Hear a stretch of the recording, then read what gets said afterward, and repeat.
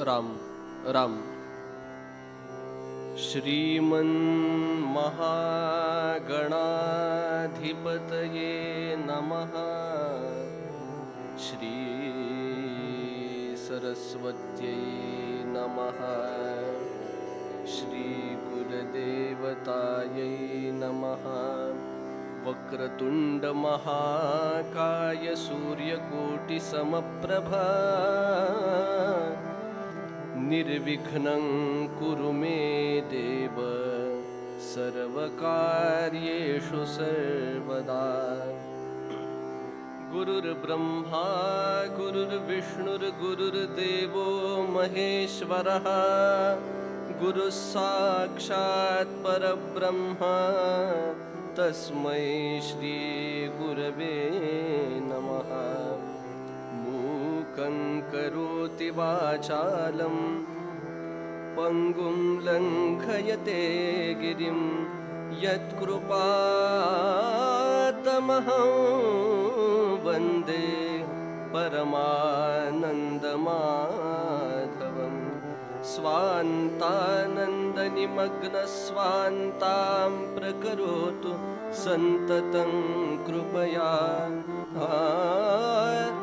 यदुनन्दनसुखवाणी वाणी वीणालसत्कराम्बोजा। शुकासारिखे पूर्णवैराग्य जाचे वसिष्ठा परी ज्ञानयोगेश्वराचे। कवी वाल्मिका सारिखा मान्य ऐसा नमस्कार माझा सद्गुरु रामदासा। जय जय रघुवीर समर्थ।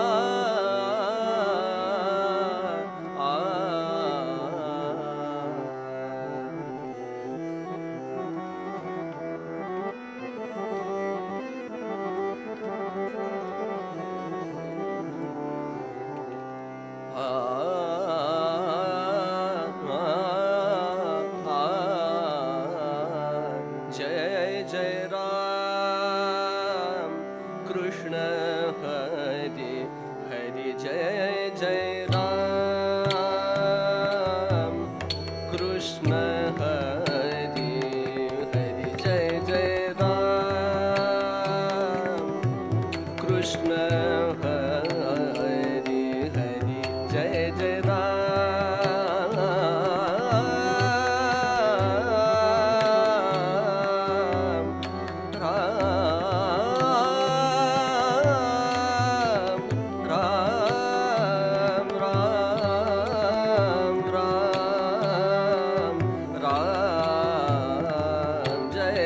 जय जय राम जय जय राम।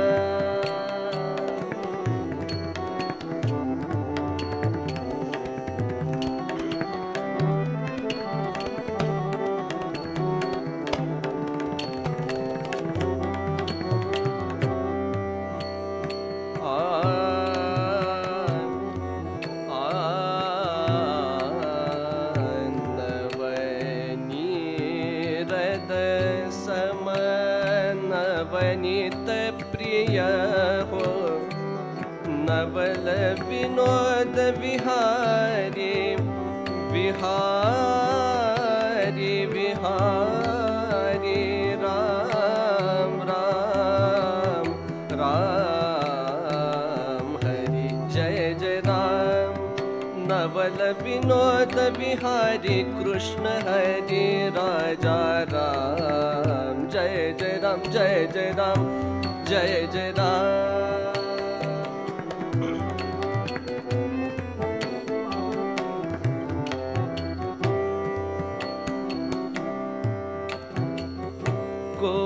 गोवर्धन धर गो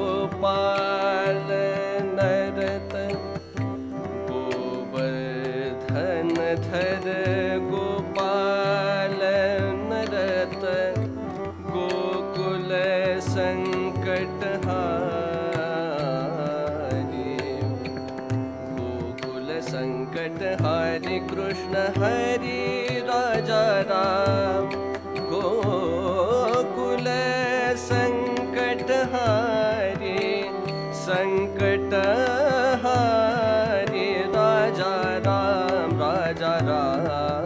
हरि हरि जय जय राम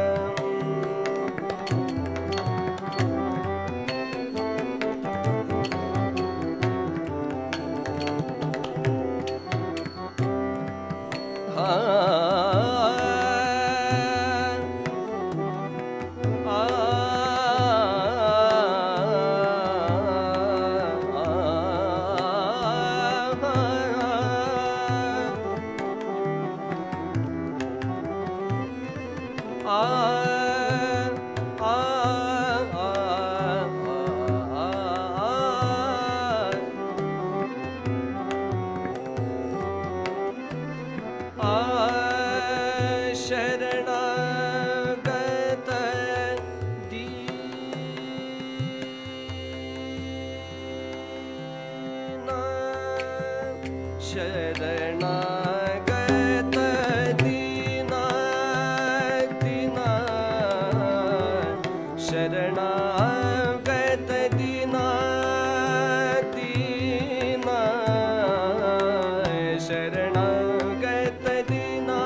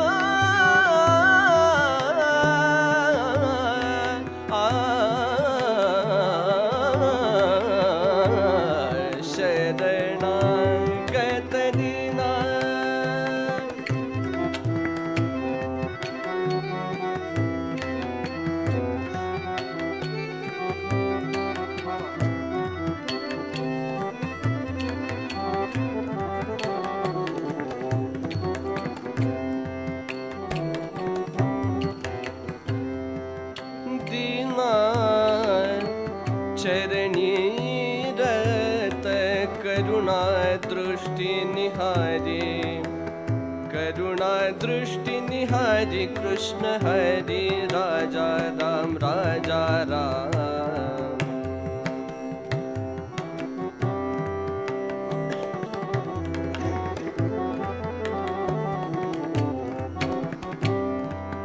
शरणागत दिना चरणी रत करुणा दृष्टि निहारी कृष्ण हरि राजा राम जय जय राम जय जय राम जय जय राम जय जय राम कृष्ण हरि हरि जय जय राम हरि जय जय राम हरि जय जय राम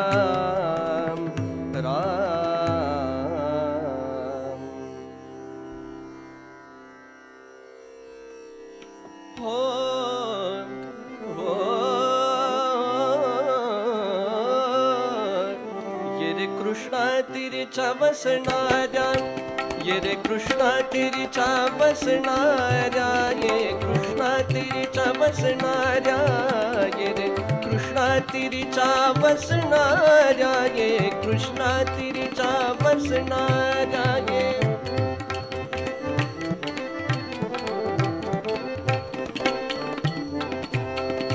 कृष्णा तिरीचा बसणाऱ्या ये कृष्णा तिरीचा बसणाऱ्या ये रे कृष्णा तिरीचा बसणाऱ्या ये कृष्णा तिरीचा बसणाऱ्या ये रे औदुंबरी बसणाऱ्या ये औदुंबरी बसणाऱ्या ये औदुंबरी बसणाऱ्या ये कृष्णा तिरीचा बसणाऱ्या ये रे कृष्णा तिरीचा बसणाऱ्या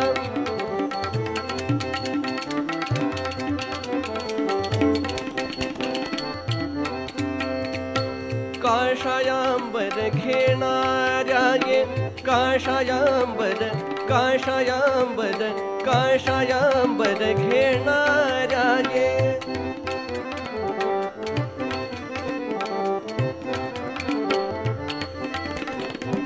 काषायांबर घेणाऱ्या ये पायी खडावा घालणाऱ्या पायी खडावा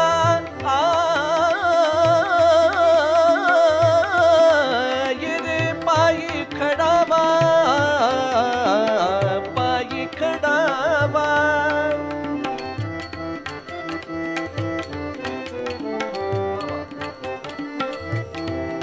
ये रे पायी खडावा घालणाऱ्या भस्मोद्धूलन करणाऱ्या भस्मोद्धूलन करणाऱ्या ये भस्मोद्धूलन करणाऱ्या ये दंडक मंडलू घेणाऱ्या ये रे दंडक मंडलू कमंडलू कमंडलू दंडक मंडलू घेणाऱ्या ये घेणाऱ्या घेणाऱ्या घेणाऱ्या कृष्णा तिरीच्या बसणाऱ्या ये रे कृष्णा तिरीच्या बसणाऱ्या ये रे कृष्णा तिरीच्या बसणाऱ्या ये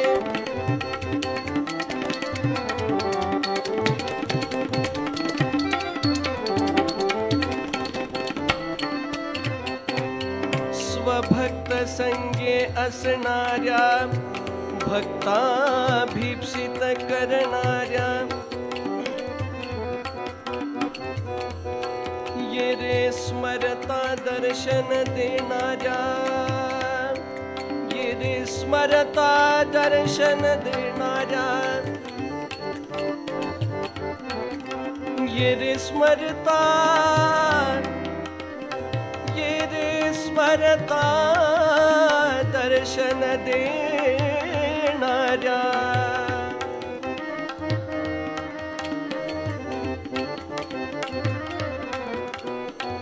ये रे स्मरता ये रे स्मरता स्मरता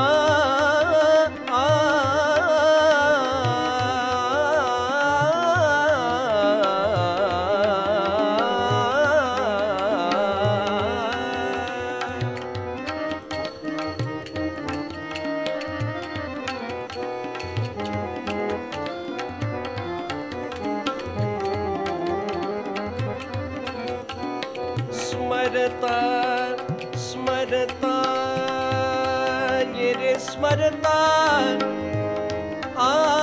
स्मरता स्मरता ये रे स्मरता स्मरता ये रे स्मरता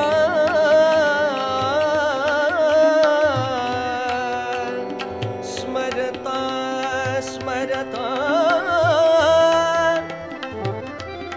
स्मरता स्मरता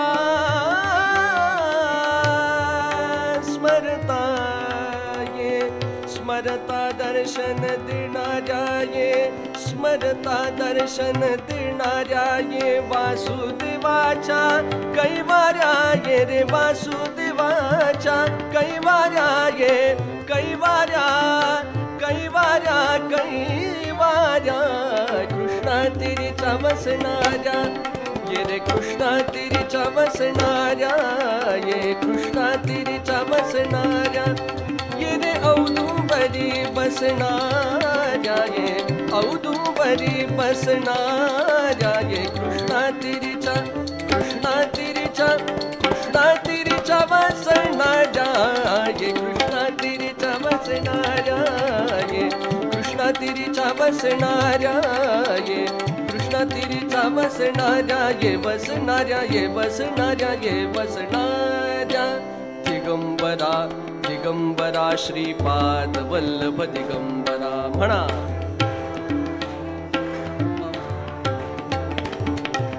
दिगंबरा दिगंबरा श्रीपाद वल्लभ दिगंबरा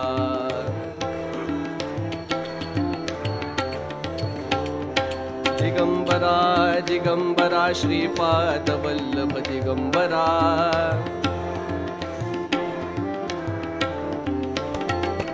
दिगंबरा दिगंबरा श्रीपाद वल्लभ दिगंबरा टाळी दिगंबरा दिगंबरा श्रीपाद वल्लभ दिगंबरा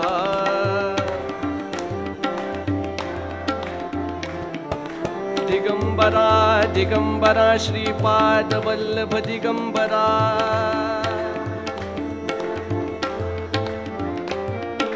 दिगंबरा दिगंबरा श्रीपाद वल्लभ दिगंबरा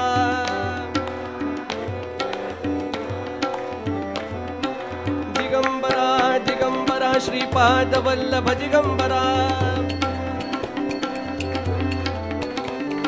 दिगंबरा दिगंबरा श्रीपाद वल्लभ दिगंबरा दिगंबरा दिगंबरा श्रीपाद वल्लभ दिगंबरा दिगंबरा दिगंबरा श्रीपाद वल्लभ दिगंबरा हो दिगंबरा दिगंबरा श्रीपाद वल्लभ दिगंबरा दिगंबरा दिगंबरा श्रीपाद वल्लभ दिगंबरा दिगंबरा दिगंबरा श्रीपाद वल्लभ दिगंबरा दिगंबरा दिगंबरा दिगंबरा श्रीपाद वल्लभ दिगंबरा हो दिगंबरा दिगंबरा श्रीपाद वल्लभ दिगंबरा दिगंबरा दिगंबरा अवधूत चिंतन श्री गुरुदेव दत्त राजाधिराज रामचंद्र भगवान की जय जय रघुवीर समर्थ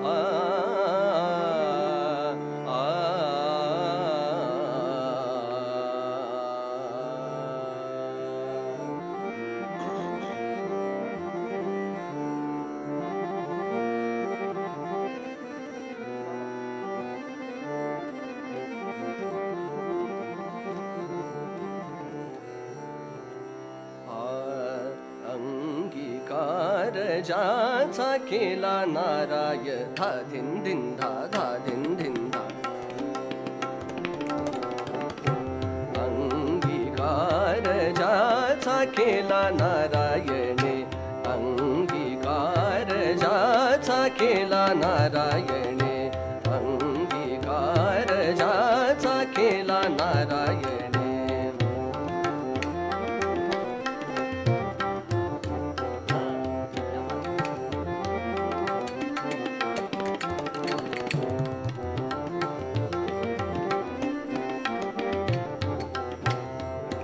निंद्यते हि तेने वंद्य केले निंद्यते हि तेने वंद्य केले अजामेळ भिनली तारिली कुंटिनी अजामेळ भिनली तारिली कुंटिनी अजामेळ भिनली तारिली कुंटिनी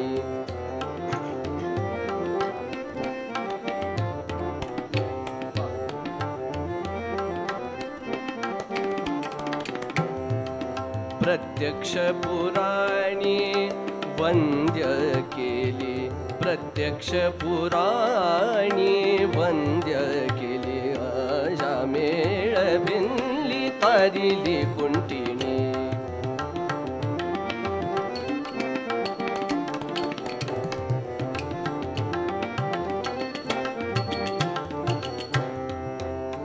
ब्रह्महत्या राशी पातके अपार, ब्रह्महत्या राशी पातके अपार.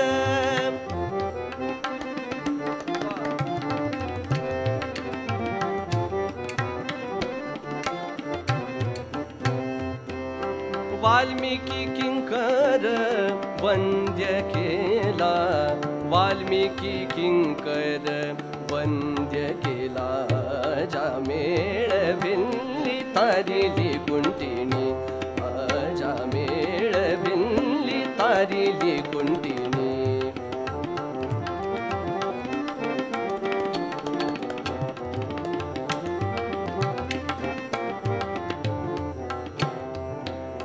तुका म्हणे येथे भजन प्रमाण, तुका म्हणे येथे भजन प्रमाण.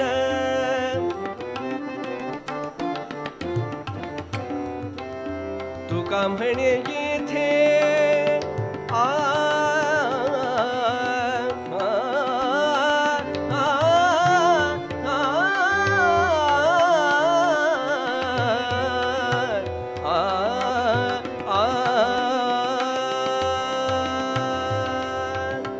म्हणे येथे भजन प्रमाण.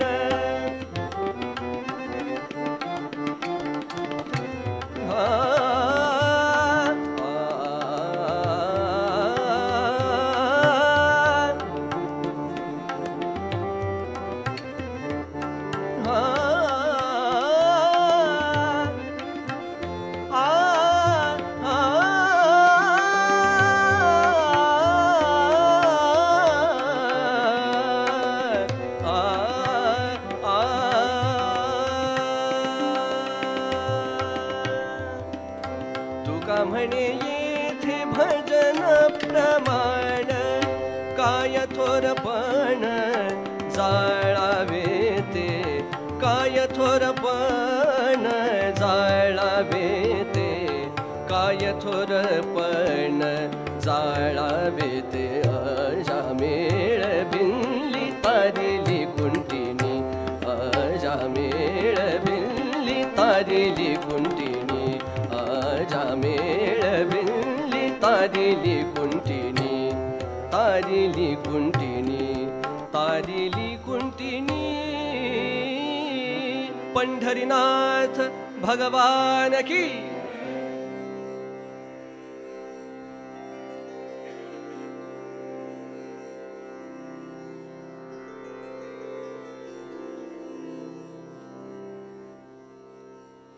एकदा मोठ्याने जय जयकार करूया. पुंडलिक वरदा हरी विठ्ठल श्री ज्ञानदेव, पंढरीनाथ भगवान की. माऊली ज्ञानेश्वर महाराज की. जगद्गुरु तुकाराम महाराज की. जय जय रघुवीर.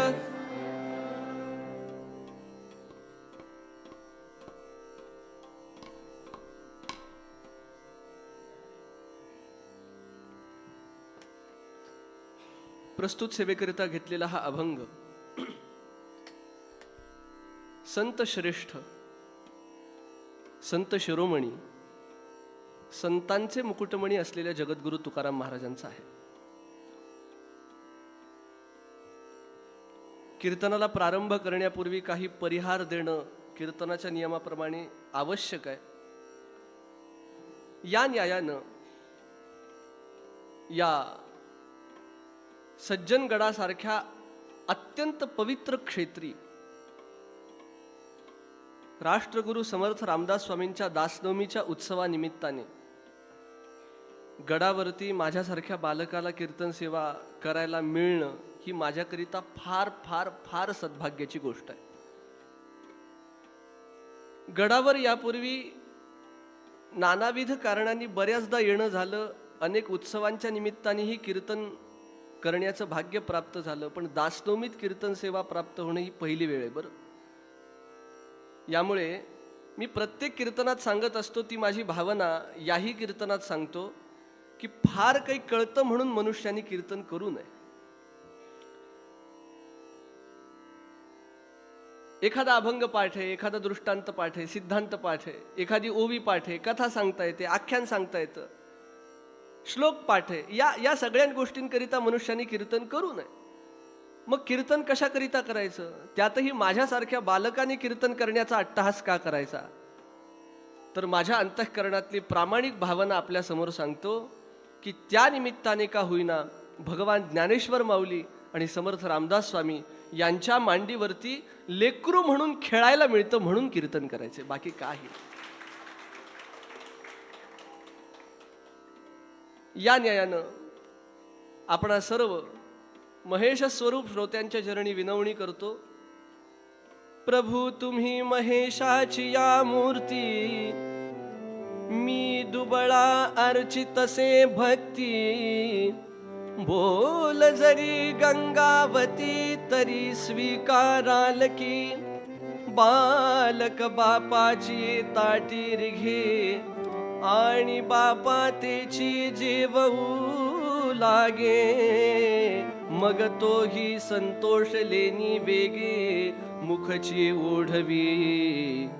ज्याप्रमाणे एखादं लहान लेकरू आपल्या बापाला जाऊन घास भरवतं आणि वडील फार आनंदाने खातात, त्या न्यायानं माझ्यासारख्या बालकाने आपणा सर्वांच्या समोर कीर्तन करणं, आपण सर्व श्रोत्यांनी गोड मानून घ्यावं अशी प्रार्थना आणि पूर्वरंगाला निरूपणाला सुरुवात.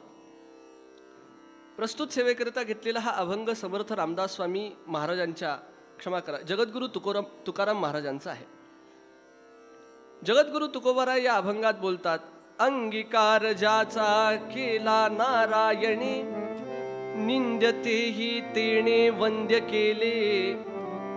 अजामिळ भिल्ली तारिली कुंटिणी, प्रत्यक्ष पुराणी वंद्य केली. ब्रह्महत्याराशी पातके अपार, वाल्मिकी किंकर वंद्य केला. अजामिळ भिल्ली तारिली कुंटिणी, प्रत्यक्ष पुराणी वंद्य केली. तुका म्हणे येथे भजन प्रमाण, काय थोरपण जाळावे ते. अजामिळ भिल्ली तारिली कुंटिणी, प्रत्यक्ष पुराणी वंद्य केली. जय जय रघुवीर समर्थ. अभंग ऐकला, अभंग वाचला, अभंग पढला, उच्चारला की त्याचा भावार्थ आपणा सर्वांना लक्षात आला असेल. सोपा सोपा असा हा अभंग. अंगीकार ज्याचा केला नारायणे, निंद्यतेही तेने वंद्य केले. ज्याचा अंगीकार भगवान नारायणाने केला, जरी तो जीवनामध्ये निंद्य असला, तुच्छ असला, जगताच्या दृष्टीने लोकांच्या दृष्टीने वाईट असला, लोक त्याच्यावर थुंकत असले, तरी पण तो वंद्य होतो. वंद्य होतो म्हणजे काय होतो? पूज्य होतो. त्याला लोक नमस्कार करतात. केव्हा? जेव्हा भगवान नारायणाने त्याचा अंगीकार केला तेव्हा. आता हे वंद्यत्व प्राप्त होतं ही गोष्ट खरी आहे. त्यामध्ये अनेक पोट विचार आहेत. बरं,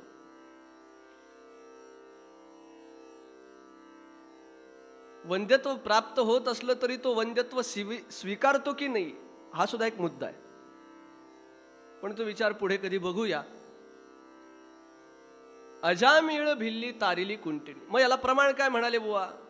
एकदा भगवान नारायणाने आपला अंगीकार केला की सगळं जग त्याला नमस्कार करतं, सगळीकडे त्याचा बोलबाला होतो, गावगाव होतो, सगळीकडे त्याचा जय जयकार होतो, सगळीकडे लोक त्याला डोक्यावर उचलून घेतात वगैरे वगैरे वगैरे, सगळं ठीक, दॅट्स ओके.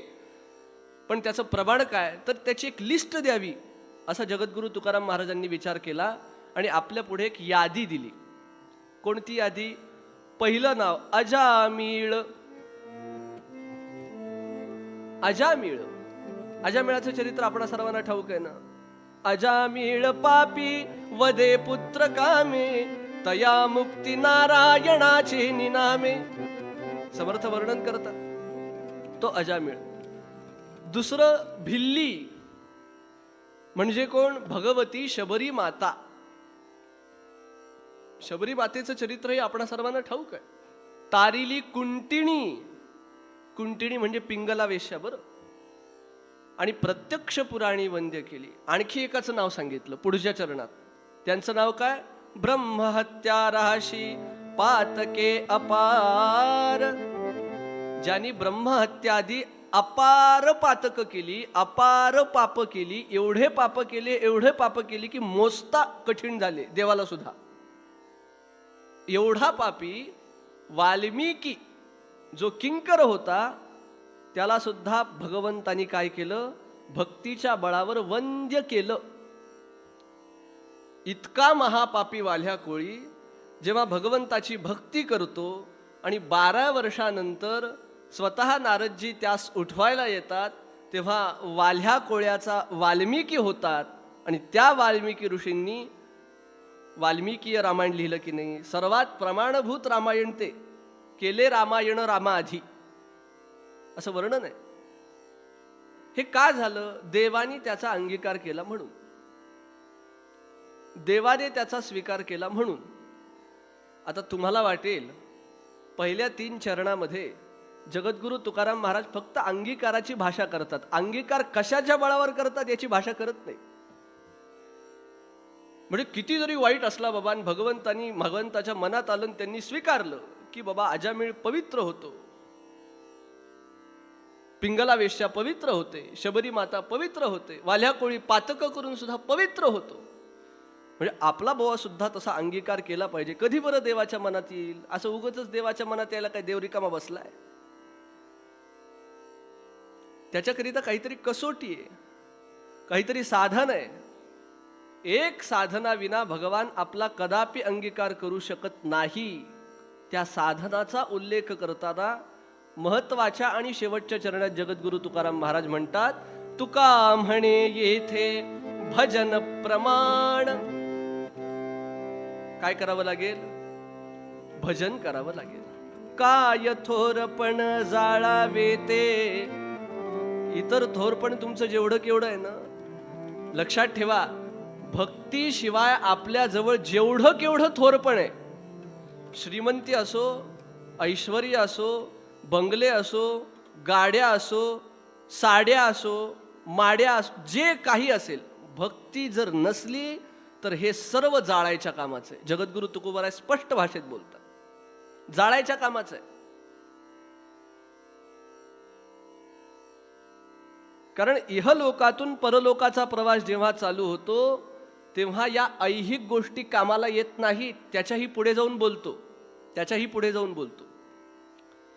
भक्तीशिवाय या सांसारिक गोष्टी तर कामाला येतच नाहीत.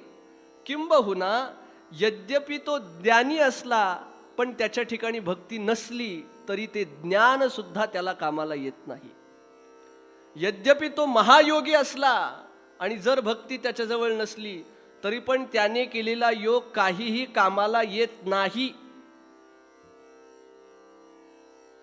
विधान जरा स्पष्ट आहे, पण हे वारंवार सत्य आहे. यद्यपि तो महाकर्मानुष्ठानी असला, भक्तीचा लवलेश त्याच्या ठिकाणी नसला तर ते काही कर्म बिर्म काही कामाला येत नाही. फार तर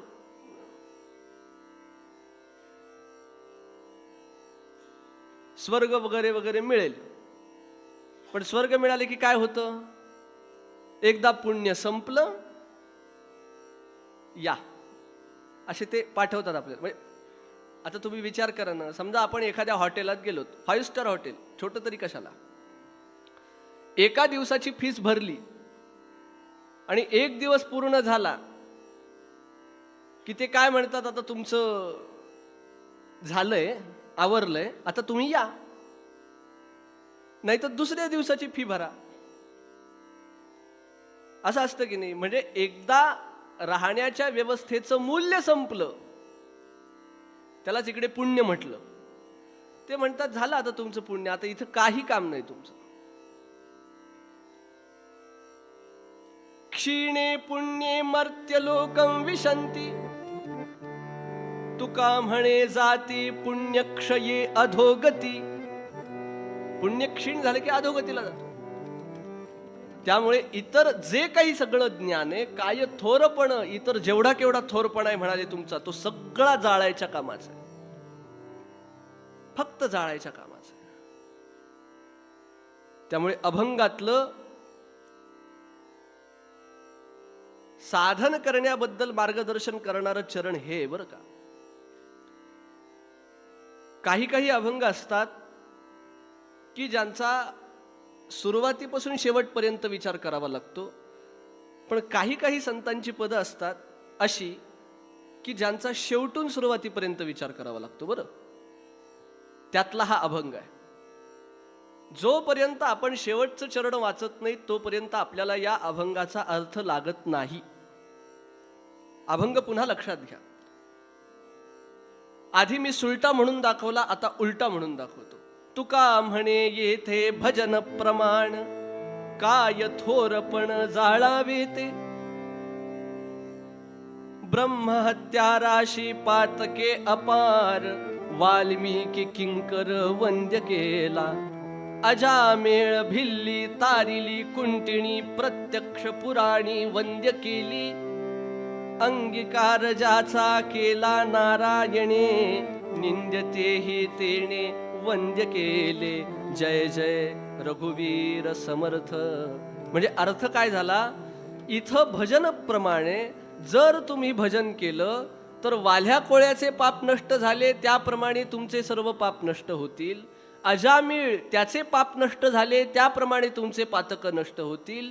भिल्लिणीची प्रतीक्षा सफल झाली, त्याप्रमाणे तुमची प्रतीक्षा सफल होईल. आणि अशा प्रकारचं साधन जर तुमच्याकडनं घडलं तर मग अंगीकार ज्याचा केला नारायणे. एकदा का भगवान नारायणाने आपला अंगीकार केला तर आपलं चरित्र जरी निंद्य असलं, तुच्छ असलं, वाईट असलं, तरी पण भगवंताकडनं ते वंद्य करविण्यात येतं, चांगलं करविण्यात येतं. अशा प्रकारे भगवत भक्तीच्या द्वारे पापनाशापासनं ते भगवत प्राप्तीपर्यंत सर्वथैव साधन आपल्याकडनं घडतं.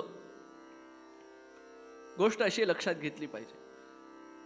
भजन प्रमाण, शेवटच्या चरणाचा विचार करूया. मग त्या भजनाने कशी कशी पाप जातात,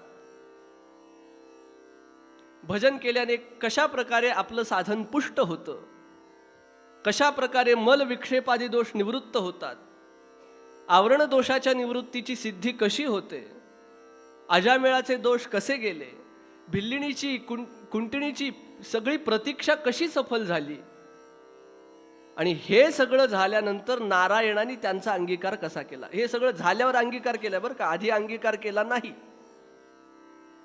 माणसाची गल्लत होते, माणसाला वाटतं मी आता भक्तीला सुरुवात केली ना, आज एक माळ जप केला ना की लगेच मला रामाने येऊन दर्शन द्यावं. हा, असं कसं होईल मला सांगा. असं जर झालं असतं तर आपण सगळे भगवत प्राप्त महापुरुष झालो असतो की नाही. भक्ती वाटते तेवढी सोपी नव्हे, पण भक्तीशिवाय अन्य सोपं सुद्धा काही जगात नाही. बरं, प्रमाण जर काही सांगितलं असेल ना तर केवळ आणि केवळ भक्ती. संतांचा काय सांगू तुम्हाला, भक्तीवर एवढा भर आहे, एवढा भर आहे, एवढा भर आहे. 4 वेद, 6 शास्त्र, 18 पुराण, मुख्य 10 उपनिषद, इथपासनं जे चालू होतं ते संत वाङ्मयापर्यंत काय भक्तीचा बोलबाला आहे. भक्ती करत नसाल तर साधन अर्धवट आहे, अधूर आहे, अपूर्ण आहे. ते म्हणाले ना, काय थोरपण जाळावे ते. तुमच्या ठिकाणचं जेवढं केवढं मोठेपण थोरपण फक्त जाळायच्या कामाचं. कसं, अनेक मार्ग आहेत बरं का. भगवद्गीतेच्या आधाराने बोलायचं झालं तर एक ज्ञानयोग आहे, एक कर्मयोग आहे, एक राजयोग आहे आणि एक भक्तियोग आहे. मी टप्प्याटप्प्याने बोलतो. एक ज्ञानयोग आहे, एक कर्मयोग आहे, राजयोग ज्याला आपण ध्यानयोग म्हणतो, आणि एक भक्तियोग आहे. या 4 साधनांमधलं सगळ्यात सोपं साधन कोणतं, ते म्हणजे भक्ती आहे. बरं, हे सगळ्यात सोपं असल्यामुळेच आपल्याला हे करायला सांगितलंय. माणूस किती जरी ज्ञानी असला तरी पण भक्तीशिवाय त्याचं ज्ञान अपूर्ण आहे. मनुष्य किती जरी मोठा योगी असला तरी पण भक्तीशिवाय त्याचा योग अपूर्ण आहे. माणूस किती जरी कर्मकांडी असला तरी पण भक्तीविना त्याचं कर्मकांड अपूर्ण आहे. पण माणूस फक्त भक्ती करत असला तरी पण तो पूर्ण आहे. म्हणजे लक्षात घ्या, इतर साधनांना भक्तीची अपेक्षा आहे. ज्ञानी तरी पण भक्ती करावीच लागणार, योगी असाल तरी पण भक्ती करावीच लागणार, कर्मानुष्ठानी असाल तरी पण भक्ती करावीच लागणार. पण तुम्ही भक्ती करत असताल तर तुम्हाला ज्ञान, योग, कर्म नाही केले तरी जमतं, आपोआप ते येतात त्याच्या अंतर्गत. भक्तीचं श्रेष्ठत्व हे. त्यामुळे चहू पुरुषार्थांचे शिरी ज्ञानोबराय वर्णन करतात. धर्म, अर्थ, काम, मोक्ष या 4 पुरुषार्थांपेक्षाही पुढचा पुरुषार्थ, पंचम पुरुषार्थ रूपा, ती भक्ती आहे. ती भक्ती आहे. आणि त्या भक्तीचंही अत्यंत सोपं साधन तो भजनाचा प्रकार, बरं का, त्याच्यावरती मी येतो. पण इतर साधने व्युत्पत्ती दुरी सांडोनी परती श्रद्धायुक्त माझी भक्ती धरिल्या हाती मी लाभे, शांतीब्रह्म एकनाथ महाराज वर्णन करतात.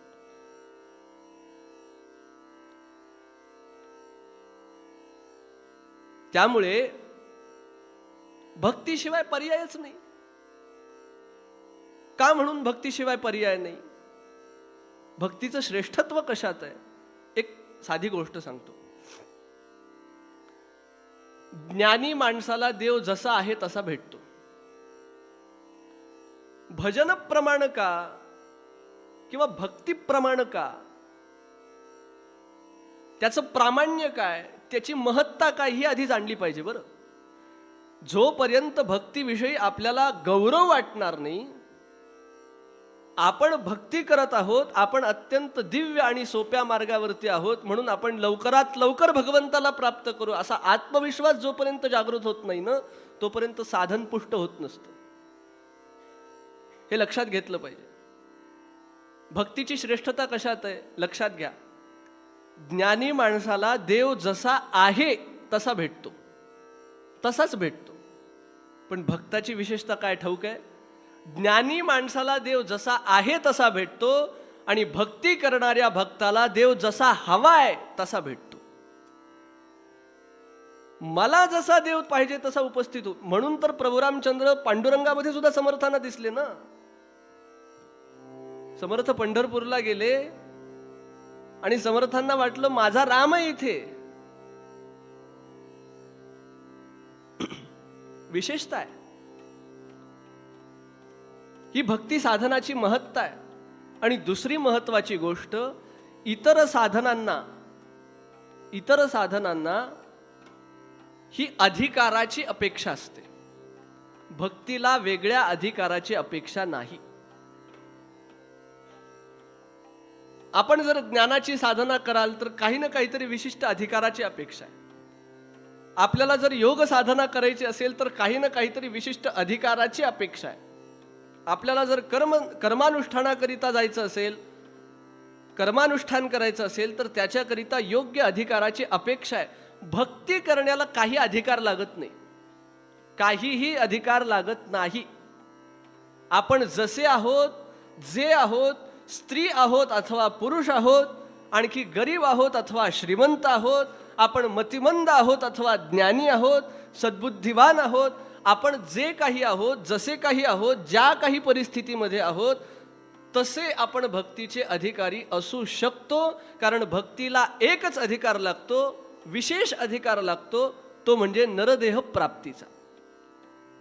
त्याच्यापेक्षा सुद्धा ती सुद्धा कडी काही काही ठिकाणी भगवंतांनी तोडली आहे. विस्ताराला मला आता वेळ नाही, पण ज्ञानोबराय वर्णन करतात ना. काय वर्णन करतात?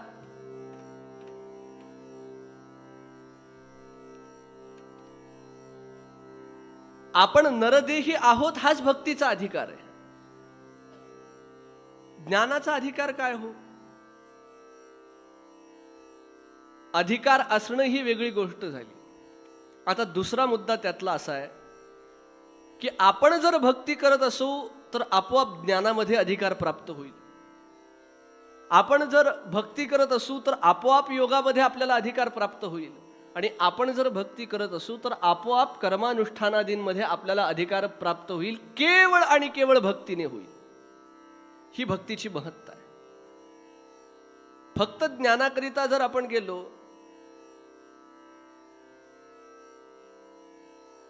इतर साधन करून सुद्धा भक्ती करावीच लागते, आणि भक्ती करून सुद्धा इतर साधनं लीलया सिद्ध कशी होतात हे किती रसाळ वर्णन आपल्या परंपरेने केलंय हो. ज्ञानाचा अधिकार सांगताना ज्ञानोबराय सांगतात, यया ज्ञान लागी गगन गिळतात योगी, स्वर्गाची अडवांगी उमरडोनी. गगन गिळण्याचं सामर्थ्य हो. त्या अधिकाराचं वर्णन करताना वेदांत सार नावाच्या एका ग्रंथामध्ये एक पंक्ती आली आहे. ज्ञानाचा अधिकारी कोण, ज्ञान प्राप्त करायला कोण तयार असतो किंवा कोण सिद्ध मानल्या गेलेला आहे, तर वेदांत सारकारांनी सांगितलं, अधिकारी तू विधिवदधीत वेद वेदांगत्वेनापाततो धिगताखिल वेद वेदार्थोस्मिन् जन्मनि जन्मांतरे वा काम्य निषिद्ध वर्जन पुरस्सर नित्य नैमित्तिक प्रायश्चित्तोपासनानुष्ठानेन निर्गत निखिल कल्मषतया नितांत निर्मल स्वांत साधन चतुष्टय संपन्न प्रमाता. हा ज्ञानाचा अधिकारी आहे. अधिकारी कोण? ज्यांनी विधिवत वेद वेदांगांचं अध्ययन केलंय, आपाततः केलेलं आहे, आणि अधिगत अखिल वेद वेदार्थ अस्मिन् जन्मनि जन्मांतरे वा काम्य निषिद्ध वर्जन पुरस्सरम. सगळ्या प्रकारचा वेद वेदार्थ जन्म किंवा जन्म जन्मांतरामध्ये ज्यांनी जाणून काम्य आणि निषिद्ध या दोन प्रकारच्या कर्मांचं वर्जन केलंय, आणि नित्य नैमित्तिक प्रायश्चित्त उपासना आणि अनुष्ठान या पाचांच्या द्वारे ज्याचे सगळ्या प्रकारची पाप निघून गेलेली आहेत, जो साधन चतुष्टय संपत्तीने संपन्न आहे, तो ज्ञानाचा खरा अधिकारी असू शकतो. किती मोठी व्याख्या आहे, किती मोठा अधिकार आहे. सगळ्यांच्या जवळ हे असतं का? सगळ्यांच्या पक्षी हे असतं का? बरं जाऊ द्या, हे ज्ञानाचं काठिण्य. भक्ती करत असू तर आपोआप आपल्याला साधन चतुष्टय संपत्ती प्राप्त होते. बरं, साधन चतुष्टय संपत्ती शब्दाचा अर्थ विवेक, वैराग्य, शमदमादी षटक आणि मुमुक्षुता. जो सारखं भगवंताचं भजन करतो, सारखं भगवंताचं नामस्मरण करतो, जो सारखं भगवंताची भक्ती करतो, त्याला विवेक प्राप्त होतो, त्याला वैराग्य प्राप्त होतं, त्याला शमदमादी षटक प्राप्त होतं, आणि त्याच्या ठिकाणी मुमुक्षुता सुद्धा उदयाला येते. असे अनेक कित्येक भक्त आहेत जे केवळ नाम भजन केल्याने, नामस्मरण केल्याने विवेकी झाले हो. जे केवळ भजनाचा मार्ग अंगीकारल्याने वैरागी झाले. त्यांच्या ठिकाणी इंद्रिय निग्रह आला, त्यांच्या ठिकाणी मनोनिग्रह आला, त्यांच्या ठिकाणी सहनशीलता आली, शम दम तितिक्षा, त्यांच्या ठिकाणी उपरती आली, त्यांच्या ठिकाणी श्रद्धा आली, आणि त्यांच्या ठिकाणी समाधान आलं. कशाच्या बळावर? भक्तीच्या बळावर आलं. असे कित्येक महात्मे मी आपल्याला सांगू शकतो. ब्रह्मचैतन्य गोंदवलेकर महाराज म्हणायचे, मी तुम्हाला शपथ घेऊन सांगतो. काय शपथ घेऊन सांगतो? श्रीराम जयराम जय जय राम या नावा व्यतिरिक्त मी जीवनामध्ये अन्य कुठलंही साधन केलं नाही. जेवढ्या केवढ्या सिद्धी मला प्राप्त झाल्या त्या केवळ आणि केवळ या रामनामाच्या बळावर प्राप्त झाल्या. ही केवढी मोठी भक्तीची महत्ता आहे. माणसाचं मन फार विचित्र असतं. त्याला सोपं सांगितलं ना, आमकी समस्या घेऊन आमक्या पंडिताकडे माणूस गेला की महाराज अशी अशी समस्या. काही नाही, तू 2 माळा श्रीराम जयराम जय जयराम दररोज करत जा महिन्याभरापर्यंत. ह्यानी काय होणार आहे? आणि तेच जर एकाने सांगितलं रात्री उठा 12 वाजता, सोवळं घाला, ओलिताने अंघोळ करा, आणि दक्षिणेकडे तोंड करून अमक्या स्तोत्राचा अमका अशा पद्धतीचा 48 दिवसापर्यंत पाठ करा, म्हणजे हे जरा VIP साधन आहे. ह्यानी मात्र हे सोपं म्हणजे कसं, अहो त्यांनी जे प्राप्त होतं ते यांनी सुद्धा प्राप्त होतं आणि अत्यंत सोपेपणाने प्राप्त होतं. काय सांगू तुम्हाला,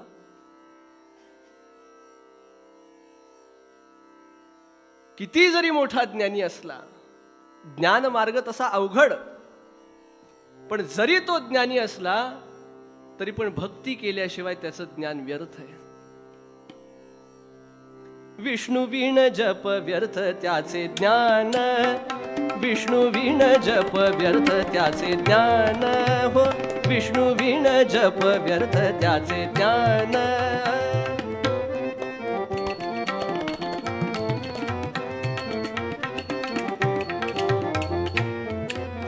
विष्णू विण जप व्यर्थ त्याचे ज्ञान, विष्णू विण जप व्यर्थ त्याचे ज्ञान.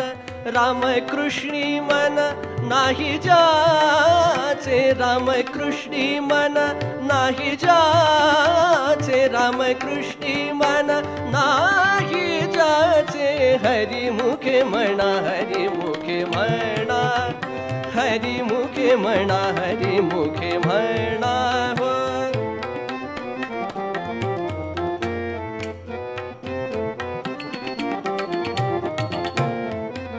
पुण्याची गणना कोण करी, पुण्याची गणना कोण करी, पुण्याची गणना कोण करी. हरी मुखे म्हणा, हरी मुखे म्हणा, हरी मुखे म्हणा, हरी मुखे म्हणा, हरी मुखे म्हणा, हरी मुखे म्हणा, हरी मुखे म्हणा, हरी मुखे म्हणा.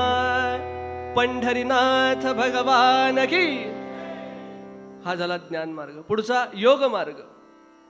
योग मार्ग सुद्धा तसाच कठीण. सोपी गोष्ट सांगतो बरं. ज्याला कुणाला योग मार्गामध्ये जायचंय ना, 6 गोष्टी जर त्याच्या ठिकाणी असल्या तर त्याला योग जमत नाही. तुम्ही चिंता करू नका बरं का, मी तुम्हाला भेडवायला नाही आलो. हे करू नका, ते करू नका. आपल्या सद्गुरूंनी जे सांगितलंय ते अवश्य करावं, तेच करावं.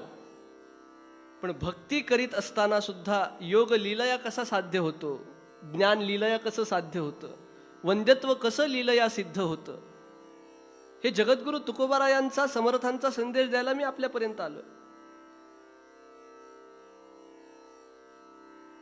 योग मार्ग कसा विलक्षण आहे. हल्ली आपल्याला वाटतं एवढं झालं म्हणजे योग झाला. असं नसतं होते. ते योगाचं एक अंग आहे. आणि पुन्हा अगदी तोंड वाकडं करून माणूस म्हणतो, महाराज आम्ही कितीही प्राणायाम केले, आसन केले, तरी पण आमची तब्येत काही व्यवस्थित राहत नाही. कशी राहीन मला सांगा. उगाचच त्याच्या काही पायऱ्या आहेत ना. डायरेक्ट 10वीचा अभ्यास केल्यावर जमतं का. पहिलीच्या पोराला म्हटलं समजा 10वीचा अभ्यास तू करून पास हो 100%, होईल का तो. त्याला पायऱ्या आहेत. यम, नियम, आसन, प्राणायाम, प्रत्याहार, धारणा, ध्यान, समाधी. याला म्हणायचं अष्टांग योग. याला काय म्हणायचं, अष्टांग योग. त्या पायऱ्यांनी गेलं तरच तो फळ देतो, उगाचच फळ देत नाही. समर्थांनी सांगितलं व्यायाम केला पाहिजे, सूर्यनमस्कार केले पाहिजेत. समर्थांचा हा नियम आहे. प्रत्येक रामदासांनी हे केलं पाहिजे. पण सोबत यम नियम सुद्धा पाळले पाहिजेत. हे नियम नाहीत का समर्थांचे. ते यम नियम पाळतात म्हणून तर त्यांची आसन सिद्धी होते, म्हणून तर त्यांचा प्राणायाम शुचिरभूत असतो, शुद्ध असतो, आणि म्हणून तो सिद्ध होतो. यम नियम पाळायचे नाहीत, काही नाहीत. महाराज कसं काय करावं, इथेच दुखायले, इथेच दुखायले, इथेच योग तेवढा मर्यादित नाही. योग फार मोठा आहे. त्या योगाला आपण ए जोडलं. योगा सकाळी टीव्ही लावून बसायचं, 1 घंटा करायचं, मग पुन्हा दिवसभर त्याच्याकडे काही लक्ष द्यायचं नाही. ह्याच्याशी भांड, त्याच्याशी भांड, ह्याला बोल, त्याला बोल. ह्यानी योग नसतो होत. यम म्हणजे अहिंसा, सत्य, शौच, अस्तेय, ब्रह्मचर्य, अपरिग्रह.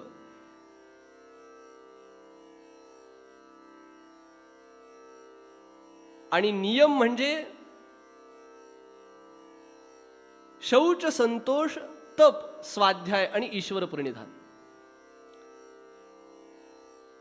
अहिंसा, सत्य, अस्तेय, ब्रह्मचर्य, अपरिग्रह हे यम, आणि शौच, संतोष, तप, स्वाध्याय आणि ईश्वर प्रणिधान हे नियम. हे यम आणि नियम यानंतर आसन, मग प्राणायाम, अशा टप्प्याटप्प्याने जावं लागतं महाराज.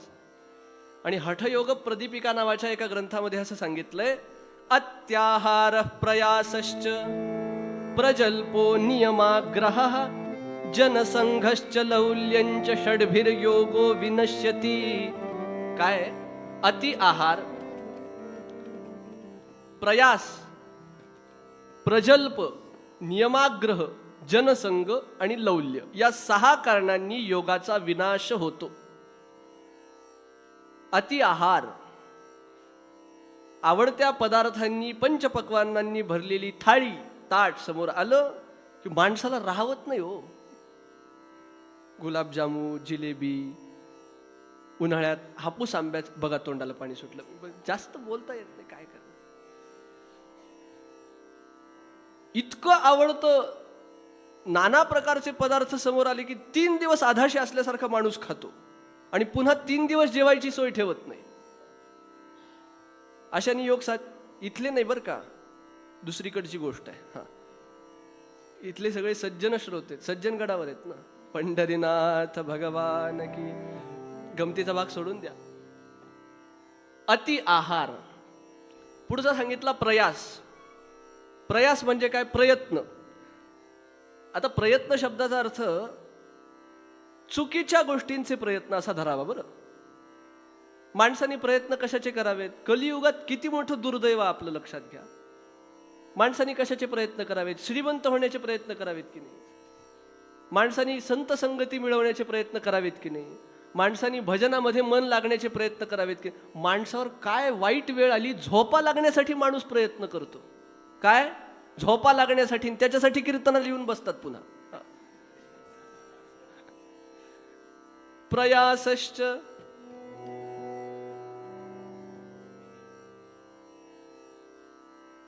चुकीच्या गोष्टींचे प्रयत्न, विनाकारण सायास, त्याला सायास म्हटलं बरं का ज्ञानोबा यांनी. सायास करीशी प्रपंच दिननिशी हरीशी न भजसी कवन, हरीसी न भजसी कवण्या गुणे.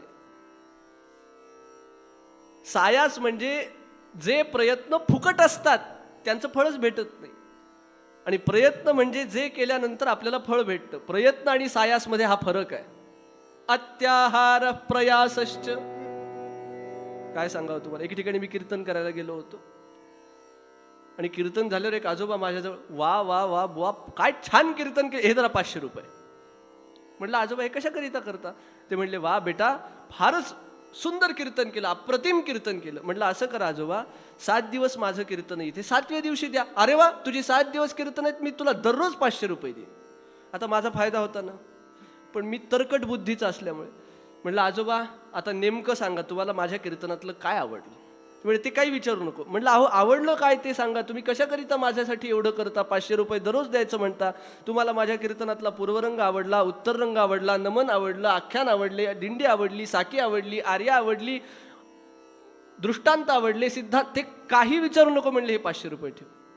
म्हणलं आजोबा झालं तरी काय तुम्हाला? ते म्हणले काय सांगावं मुला, मी घरी झोपण्याच्या 2-2 गोळ्या घेतो पण झोप लागत नाही. इथे नमनाला जे झोपलो ते भैरवीला सुटलो. झोपा लागण्यासाठी प्रयत्न करतात माणसं. अत्याहार प्रयासश्च. योग साध्य होत नाही याने. प्रजल्पो. जल्प शब्दाचा अर्थ बड बड बड. प्रजल्प म्हणजे जास्तीची बडबड. मला सांगा आता कीर्तन करायला काम काय असतं? गमतीचा भाग सोडून द्या. पण आपल्याकडचे नाट्यपद सुद्धा काय गोड येतो. मना कल्पना जल्पना त्या हरो. बरं, अनंता तुला कोण पाहू शके. मनाची बडबड संपली पाहिजे हो. तोंडाची बडबड संपून काय उपयोग आहे? अनेक जण मौनी महात्म्य असतात, पण ते असे मौनी असतात की मनाची बडबड संपली असं असतं. काही काही जण उगाचच मौन धरतात, पण त्यांचे कष्ट जास्त वाढतात म्हणतो मी. त्यांचे कष्ट,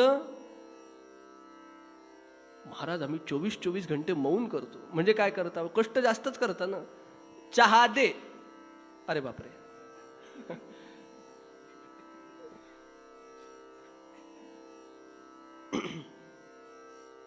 लक्ष इकडे तिकडे जातं म्हणजे मनाची बडबड संपली नाही. बरं, गमतीचा भाग सोडून द्या. पण चहा दे असं तोंडाने म्हणण्यापेक्षा लिहून देणं आणि ती खाणाखुणा करणं किती जड आहे. मी काही त्या साधनाची उपेक्षा करत नाही, पण त्याचं काठिण्य सांगतोय. सगळी साधनं आपापल्या ठिकाणी श्रेष्ठ असतात श्रोते. पण हे साधनं कशाकरिता असतात? मन शांत होण्याकरिता असतात, चित्तशुद्धीकरिता असतात. प्रजल्पो नियमाग्रह. नियमाग्रह शब्दाचे 2 अर्थ निघतात. एक नियमांचा आग्रह आणि नियमांचा अग्रह. शाब्दिक कोटी करायची असेल तर करता येते. नियमांचा आग्रह म्हणजे काय? मी हे करीनच. अगदी निसर्ग इकडचा तिकडं झाला, चांगले नियम करावेत सुद्धा बरं. पण अगदी काही ठिकाणी इतका विचित्र नियमांचा अट्टहास माणूस करतो की त्या नियमांनी ज्या फळाची सिद्धी होणार आहे किंवा त्या नियमांनी जे आपल्याला प्राप्त होणार आहे त्या प्राप्तीकडे आपलं चिंतन लागण्यापेक्षा त्या नियमांमध्ये आपलं मन अडकतं. ब्रह्मचैतन्य गोंदवलेकर महाराजांना एकीने प्रश्न विचारला, महाराज मी माळ अशीच धरू का तशी धरू, असं टाकू का पालथं करून टाकू का उतानं करून टाकू, इकडं तोंड करून बघ. ते म्हणले, बघ कसंही कर पण कर. ते मन जे आहे ना ते देवाच्या नामात लाव, नियमात नको लावू. आणि काही जण म्हणतात मला बिलकुल नियम नको. आम्ही सगळ्यांच्या पलीकडचे.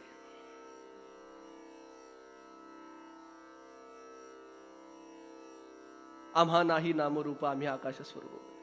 ते मोठ्या माणसांसाठी असतो. ते फार पराकोटीच्या अवस्थेचं वर्णन आहे. फार नियम करू नयेत, पण नियम केल्याशिवाय राहू नये. समर्थांनी किती सोपं छान सांगितलं, अति नियम करो नये नियमे वीण राहो नये.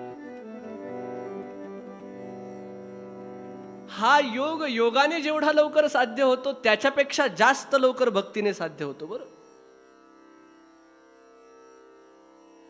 भगवंताची भक्ती करत असताना आपोआप आपलं चित्त या सगळ्या बाह्य गोष्टीतून निघून जातं आणि परमात्म्याच्या ठिकाणी लागतं. हा सिद्धांचा, महापुरुषांचा, संतांचा, महात्म्यांचा अनुभव आहे. जनसंघर्ष, लोकांचा संघ आणि लौल्य म्हणजे शिथिलता, या 6 गोष्टींपैकी एक जरी गोष्ट आयुष्यात असली तरी त्याच्याने योग होत नाही.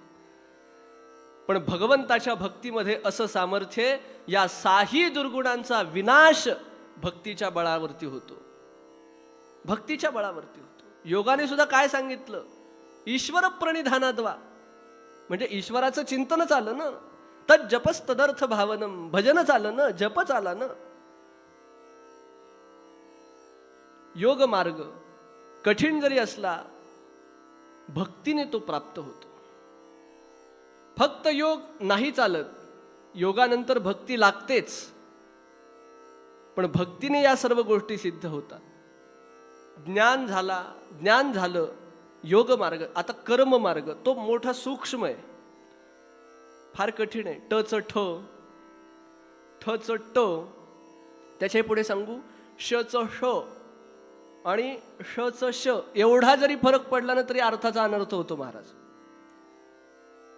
त्या वृत्रासुराचं काय झालं भागवतामध्ये?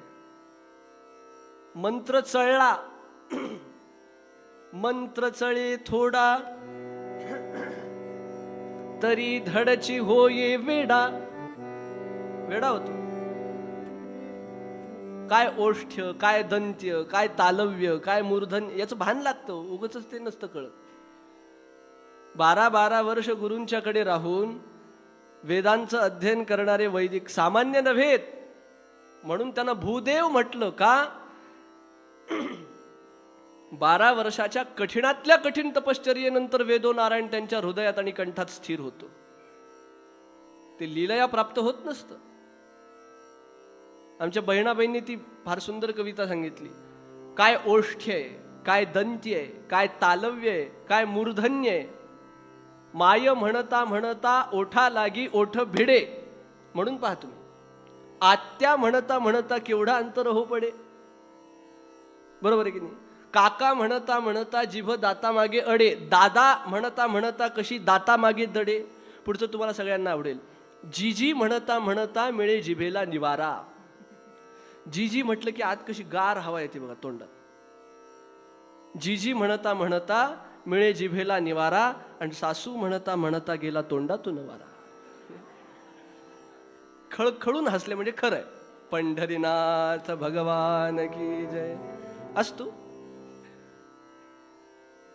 कर्मानुष्ठान सूक्ष्म आहे, फार त्याला नियम पाळावे लागतात. कलियुगामध्ये या सगळ्या गोष्टी शक्य नाहीत. काही गोष्टी शक्य असतात त्या अवश्य केल्या पाहिजेत, पण अगदीच अशक्यप्राय गोष्टी, त्या अशक्यप्राय गोष्टी करण्यापेक्षा तो वेळ जर भक्तीत घालवला आणि भक्तिप्रधान कर्म, भक्तिप्रधान योग आणि भक्तिप्रधान ज्ञान साधना अशा पद्धतीने केलं तर भजनाचं प्रामाण्य सिद्ध होत. थोरल्या स्वामी महाराजांकडे एक बाई आली. थोरले स्वामी महाराज म्हणजे परमहंस परिव्राजकाचार्य श्रीमद वासुदेवानंद सरस्वती टेंबे स्वामी महाराज. बरं,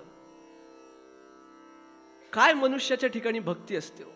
एवढे कर्मानुष्ठानी, एवढं कडक त्यांचं सोबळं, पण एवढं असून सुद्धा त्यांचं अंतःकरण किती ओलं होतं. जेव्हा दत्त महाराजांच्या समोर असे उभा टाकायचे तेव्हा घळघळ घळघळ अश्रुधारा थोरल्या स्वामी महाराजांच्या डोळ्यात न्यायचे.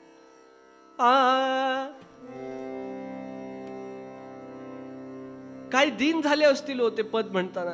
शांत हो श्री गुरुदत्ता मम चित्ता शमवी आता, तू केवळ माता जनिता. किती दिन झाले असतील होते म्हणताना. आपलं कर्मानुष्ठान सुद्धा भक्ती प्रधान पाहिजे.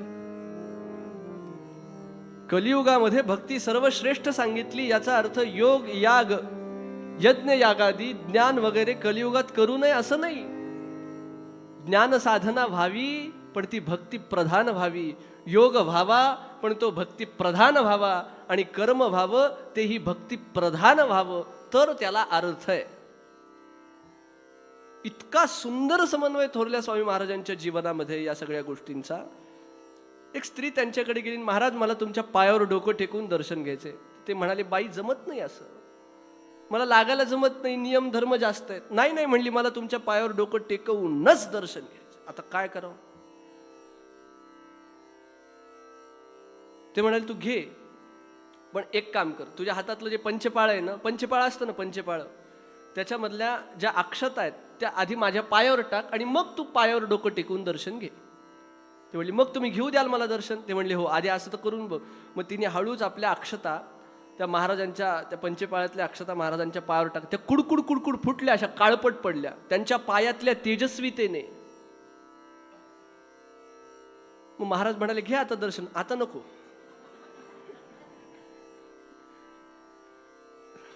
संतांची सांगण्याची पद्धत सुद्धा काय भारी असते.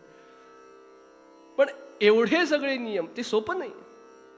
थोडं जरी कर्म धर्म नव्हती सांग उण्या अंगे पत. त्यामुळे अवघ्या वाटा झाल्या क्षीण, कली न घडे साधन, उचित विधी विधान, नकळे न घडे सर्वथा, भक्ती पंथ बहु सोपा. समर्थ काय म्हणतात, नको शास्त्र अभ्यास व्युत्पत्ती मोठी, जडे गर्व ताठा अभिमान पोटी, कसा कोणता नेणवे आज पारे, हरे राम हा मंत्र सोपा जपारे, नको कंठ शोषू बहुवेद पाठी, नको तू पडू साधनाचे कपाटी, घडे कर्म खोटे बहुतो दगारे, हरे राम हा मंत्र सोपा जपारे, जय जय रघुवीर समर्थ. जे त्या मार्गाचं अनुसरण करतात ते श्रेष्ठच आहेत, पण सर्वसामान्यांच्या करिता, सर्वांकरिता अत्यंत सोपा, सरळ, साधा, सर्वदा करावा असा मार्ग कोणता? तर तो फक्त आणि फक्त भक्तीचा मार्ग आहे. आणि त्या भक्तीमध्ये सुद्धा भजनाचा मार्ग अत्यंत सोपा आहे. भजनाचा मार्ग अत्यंत सोपा आहे. म्हणून भजनप्रमाणे हे ठरलं, भक्तीप्रमाणे हे ठरलं. त्या भक्तीमध्ये सुद्धा भजन कसं सोपं आहे? कारण ते कुठेही, केव्हाही, कधीही, कोणत्याही परिस्थितीमध्ये केलं तरी चालतं. आपण नाम कसंही घ्या, हो कसंही घ्या, अर्थात कसंही घ्या म्हणून कसंही घेतलं तरी चालत नाही बरं का. हां, म्हणजे त्याच्या काही स्टेप आहेत, त्याच्या काही पद्धती आहेत. आत्ताच्या स्थितीला आपण, आपलं मन जर फार विषयासक्त असेल, संसार करण्यासाठी इच्छुक असेल वगैरे वगैरे, केवळ आणि केवळ घटकाभर नाम घ्यावं, क्षणभर नाम घ्यावं चालेल, पण हळूहळू त्याच्यामध्ये प्रगती सुद्धा झाली पाहिजे. ते कुठेही, कसंही, केव्हाही, कधीही, कोणत्याही परिस्थितीमध्ये घेतलं तरी पण पाप नाश होतो, याच्यामध्ये संशय नाही. पण मग नाम घेऊन पाप करू, नाम घेऊन पाप करू, सकाळी जप करू, संध्याकाळी पाप करू, असं चालत नसतं. त्याच्यामध्ये काहीतरी प्रगती झाली पाहिजे ना. सगळ्या प्रकारची पाप थांबवून एक स्थिती अशी आली पाहिजे. वाल्या कोळ्याचं उदाहरण त्याच्याकरिता दिलं, अजामिळाचंही उदाहरण त्याच्याकरिता दिलं. आपण या उदाहरणांचं चिंतन उद्याच्या पूर्वरंगामध्ये करू. पण वाल्या कोळ्याचं बघा, इतका पापी झाला होता, पण त्यांनी त्याची सगळी पाप थांबवून फक्त आणि फक्त नाम घेतलं, म्हणून त्याला लवकरात लवकर फळ मिळालं. असं आहे बरं. कारण स्वातंत्र्याने अजामिळाने नाम घेतलं नाही का. आपलं पोरग नारायण नारायण नारायण त्याला तो म्हणत होता, पण जेव्हा कळलं की नारायण नामाचं खरंच सामर्थ्य आहे, आणि मग जेव्हा विष्णुदूतांकडून त्याला आयुष्य प्राप्त झालं, त्यानंतरची 12 वर्ष केवळ आणि केवळ भजन केलेलं आहे, मग त्याला भगवंताची प्राप्ती झालेली आहे. सुरुवातीला कसंही घेतलं तरी चालतं, पण नंतर मात्र त्याच्यात प्रगती झाली पाहिजे. नंतर मात्र त्याच्यात प्रगती झालीच पाहिजे. एक श्लोक सांगतो आणि पूर्वरंगाला विराम देतो. श्रीमद भागवतामध्ये सांकेत्यं पारिहास्यं वा स्तोभं हेलनमेव वा वैकुंठ नाम ग्रहणं सर्वथा घहरं परं. भजन कसं सोपं आहे भक्तीमध्ये सुद्धा, याचं वर्णन या श्लोकामध्ये. संकेताच्या निमित्ताने, परिहासाच्या निमित्ताने, स्तोभाच्या निमित्ताने, हेलनाच्या निमित्ताने, कशाही निमित्ताने नाम घेतलं तरी पण वैकुंठ नाम ग्रहणम, वैकुंठनाथाच्या नामाचं ग्रहण हे सर्वथा अघहरम म्हणजे सर्वथैव पाप नष्ट करणारं अशा प्रकारचं आहे.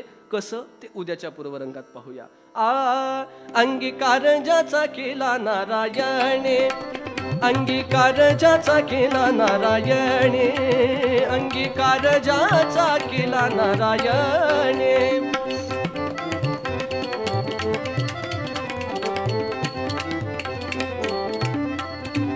निंद्यते हि तिने वंद्य केले, निंद्यते हि तिने, हो निंद्यते हि तिने.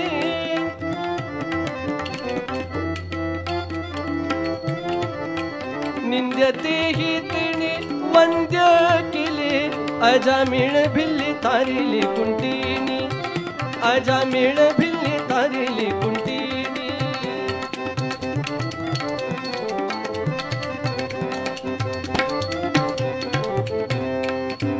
प्रत्यक्ष पुराणी वंद्य केली, प्रत्यक्ष पुराणी वंद्य केली, हो प्रत्यक्ष पुराणी, प्रत्यक्ष पुराणी वंद्य केली, प्रत्यक्ष पुराणी वंद्य केली, प्रत्यक्ष पुराणी वंद्य केली.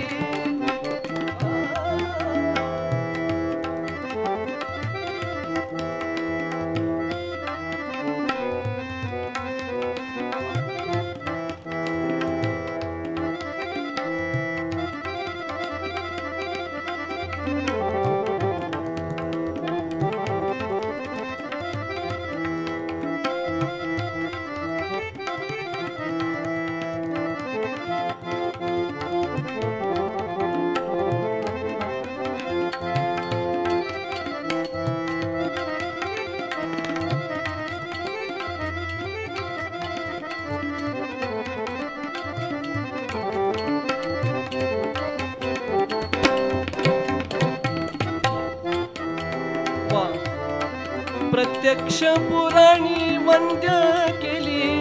अजामिळ भिल्ली तारिली कुंटिनी. अजामिळ भिल्ली तारिली कुंटिनी. अजामिळ भिल्ली तारिली कुंटिनी. तारिली कुंटिनी. तारिली कुंटिनी. पंढरीनाथ भगवान की जय.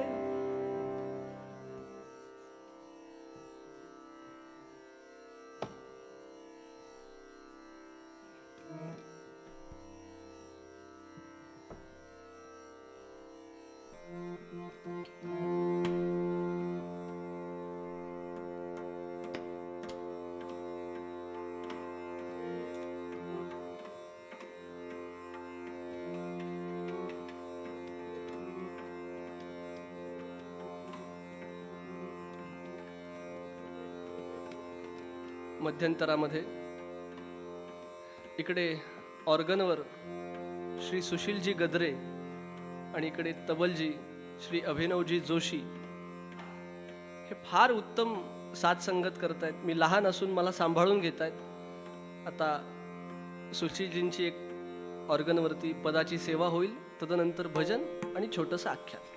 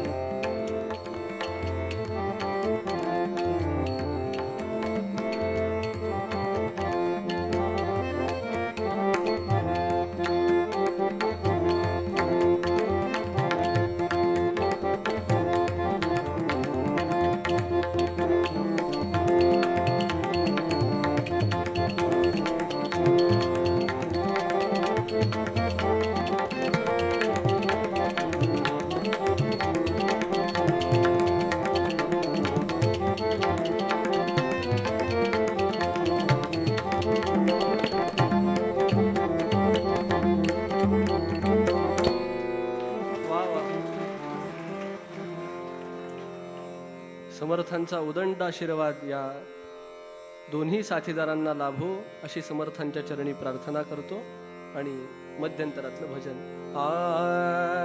सर्वांनी अगदी उत्साहाने आनंदाने तल्लीन होऊन पाठीचा कणा ताठ, हाताने टाळी, मुखाने नाम आणि हृदयामध्ये भगवान प्रभुरामचंद्रांच्या विग्रहाचं चिंतन रघुपती राघव राजा राम पतित पावन सीताराम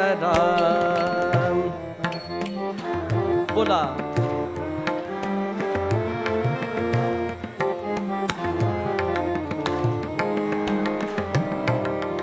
रघुपती राघव राजा राम पतित पावन सीताराम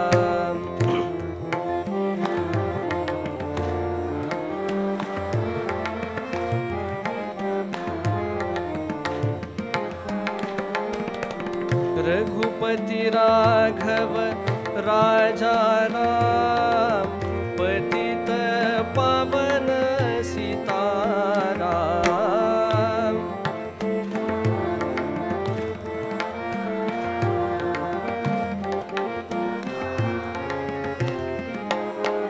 बाबा रघुपती राघव राजा राम पतित पावन सीताराम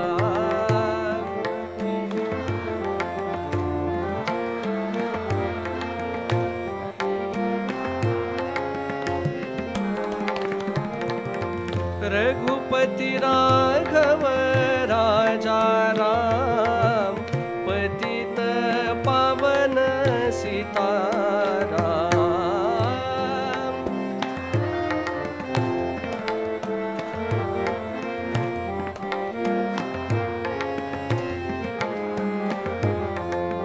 रघुपती राघव राजा राम पतित पावन सीताराम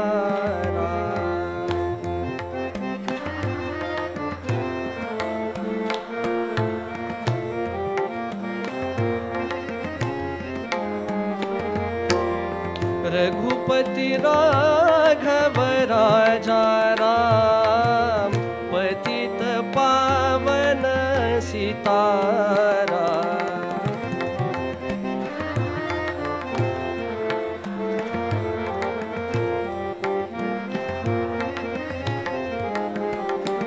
ओ रघुपती राघव राजा राम पतित पावन सीताराम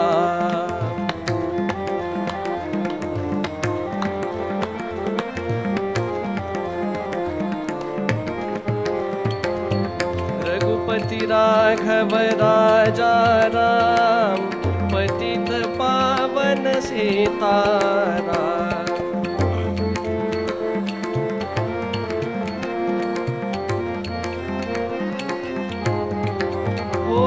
रघुपती राघव राजा राम पतित पावन सीताराम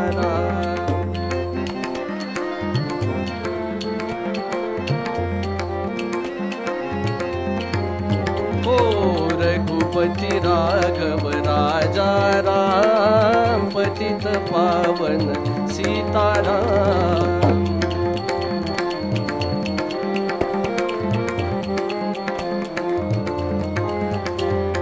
रघुपती राघव राजा राम पतित पावन सीताराम हो रघुपती राघव राजा राम पतित पावन सीताराम रघुपती राघव राजा राम पतित पावन सीताराम हो रघुपती राघव राजा राम पतित पावन सीताराम ओ रघुपती राघव राजा राम पतित पावन सीताराम रघुपती राघव राजा राम पतित पावन सीताराम रघुपती राघव राजा राम पतित पावन सीताराम रघुपती राघव राजा राम पतित पावन सीताराम. रघुपती राघव राजा राम पतित पावन सीताराम. रघुपती राघव राजा राम पतित पावन सीताराम. रघुपती राघव राजा राम पतित पावन सीताराम. राजाधिराज प्रभु रामचंद्र भगवान की. राष्ट्रगुरु समर्थ रामदास स्वामी महाराज की. ज्ञानेश्वर महाराज की जय. जय जय रघुवीर समर्थ.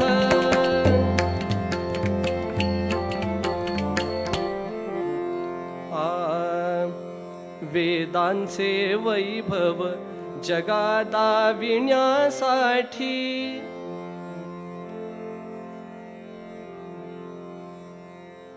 वेदांचे वैभव जगादाविण्यासाठी.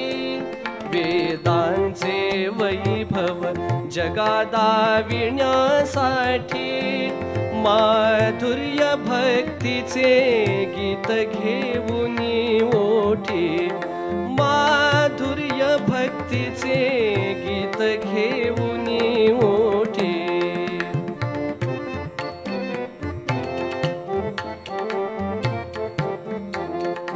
ज्ञानेश्वर कन्या भूमीवरी अवतरली. ज्ञानेश्वर कन्या भूमीवरी अवतरली.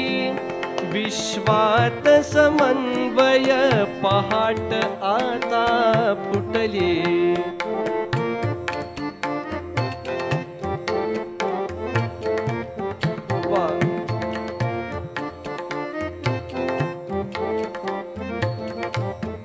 श्रोते हो,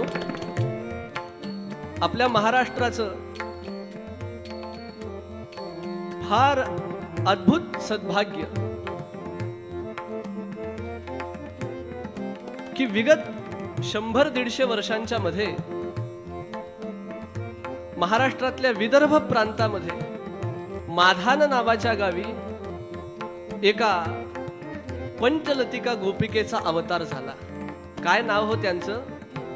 प्रज्ञाचक्षु ज्ञानेश कन्या श्रीकृष्ण पत्नी श्री गुलाबराव महाराज. जगतामध्ये अशा प्रकारचा समन्वय या महात्म्यांनी स्थापन केला की काय वर्णन करावं. अवतार झाला कुठे? हा कुणब्या घरी घेऊन जन्म जगत गुरु आला. या बालांधाचा प्रकाश जगती भरला.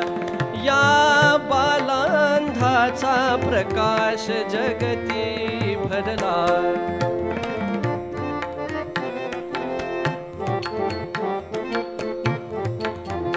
हा योगी शिरोमणी ज्ञान जयाला स्फुरते.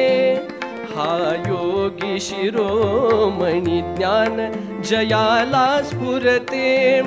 ही आंधळी गवळण कृष्णासाठी झुरते. ही आंधळी गवळण कृष्णासाठी झुरते. जगी भाग्यवान जे भजले या श्री चरणा. ज्ञानेश्वर त्यांवर अपार करतील करुणा. ज्ञानेश्वर त्यांवर अपार करतील करुणा. हो वेदांचे वैभव जगादाविण्यासाठी. वेदांचे वैभव जगादाविण्यासाठी. माधुर्य भक्तीचे गीत घेऊन ओठी. माधुर्य भक्तीचे गीत घेऊन ओठी. माधुर्य भक्तीचे गीत घेऊन ओठी.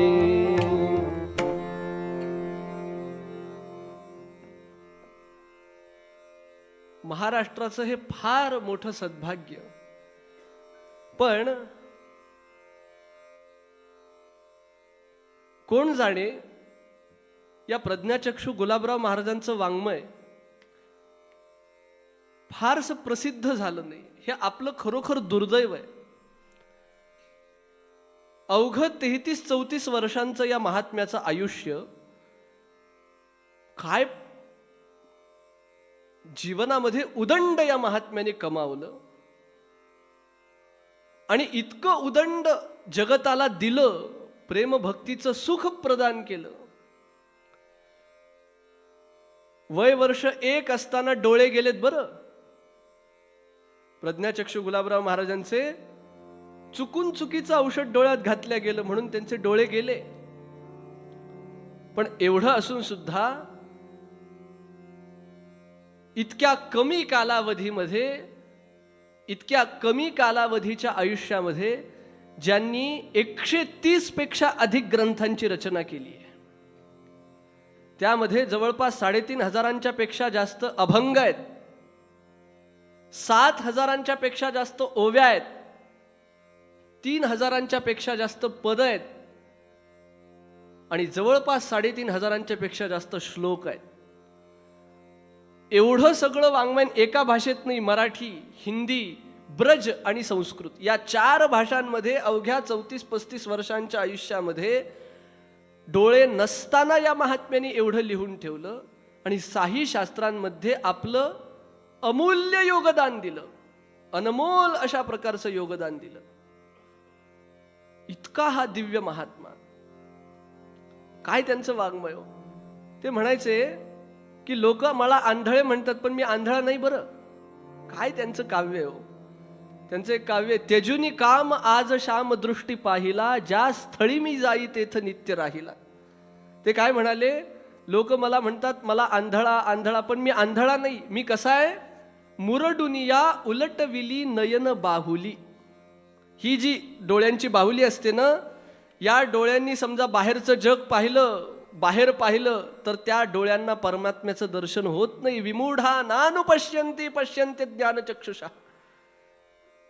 बाहेरचं पाहिलं तर मला माझा कृष्ण दिसणार नाही म्हणून मी काय केलं, मुरडुनिया उलटविली नयन बाहुली. माझी जी नयनांची बाहुली आहे ना, तिला जरा मुरडविलं, आत फिरवलं आणि आतलं बघायला लावलं, मग मला कृष्णाचं दर्शन झालं. काय काव्य आहे. नानीच्या घरी राहायचे आणि नानी म्हणजे आईची आई बरं. आणि नानी वेगवेगळ्या प्रकारचे पदार्थ त्यांना करून द्यायचे. आता डोळ्यांनी अंध असलेल्या व्यक्तीचे हावभाव कसे असतात, हालचाली कशा असतात, पण सारखा त्याला गुल्ल्या म्हणायची नानी. काय प्रेमाने गुलाबाला गुल्ल्या म्हणायची. तो गुल्ल्या सारखं कुणासोबत तरी असं खेळतोय, कुणासोबत तरी बोलतोय. अगदी जेवायला वाढलं ना तरी पण कोणाला तरी खाऊ घालतोय मग खातोय. एक दिवस तो गुल्ल्या म्हणाला, नानी ही जी तू भाजी करतेस ना, ती तू दररोज करत जा, कारण ही भाजी केलीस तरच माझा मित्र खायला येतो, अन्यथा खायला येत नाही. त्या नानीने विचारलं, कोण रे तुझा मित्र. तिला वाटलं काय डोळ्याने अंध आहे, काही कळत नसेल, लहान लेकरू आहे, काहीतरी आपलं बघण्याचा प्रयत्न करत असेल, काहीतरी भास होत असेल, पण तो दररोज म्हणायला लागला असा. नानी चिडली एक दिवस, कोण रे तुझा मित्र, जरा सांग बरं त्याचं वर्णन. सारखं आपलं कुणाला तरी खाऊ घालत असतोस ना, अर्ध अन्न खाली सांडतोस.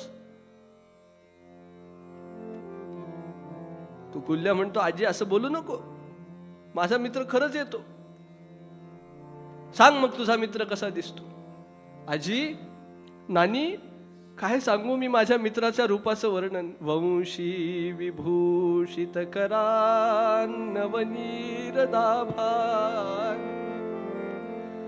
पीतांबरा दरुण बिंब फलाधरोष्ठा, पूर्णेंदु सुंदर मुखादरविंद नेत्रात,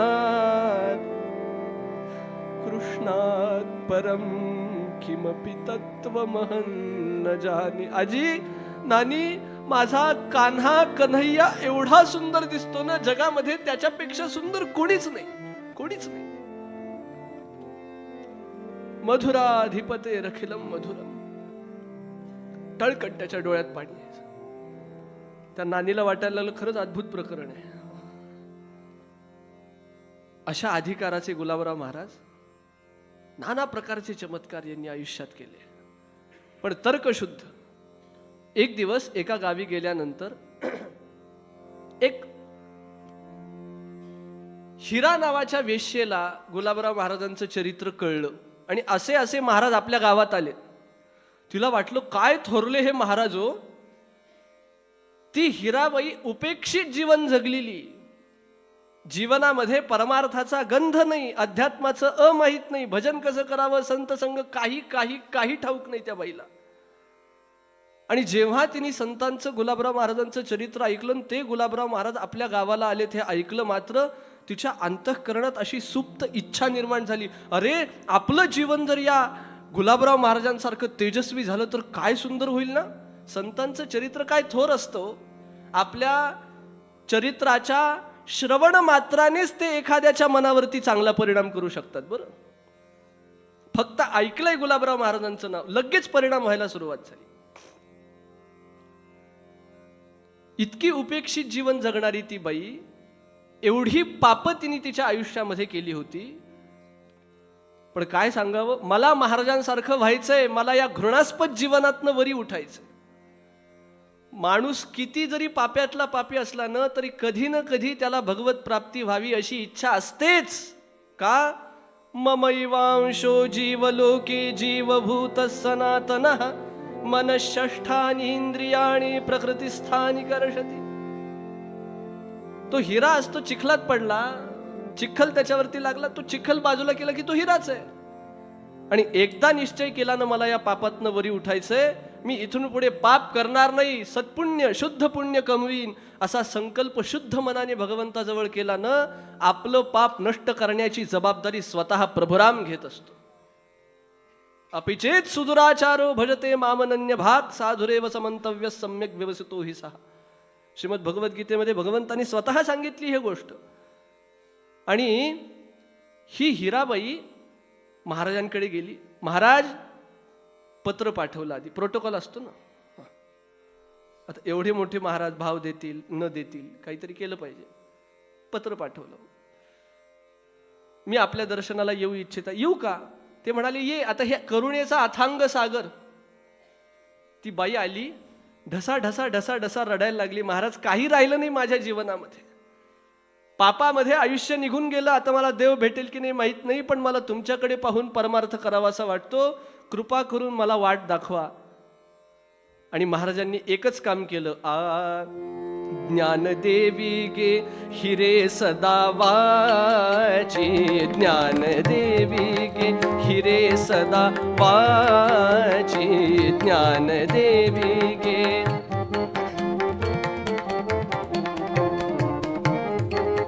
हिरे सदा वाचे, पापनाशाची वाट हीच साची, पापनाशाची वाट हीच साची. माऊली ज्ञाना, माऊली ज्ञाना ठेवी तू मुखात, माऊली ज्ञाना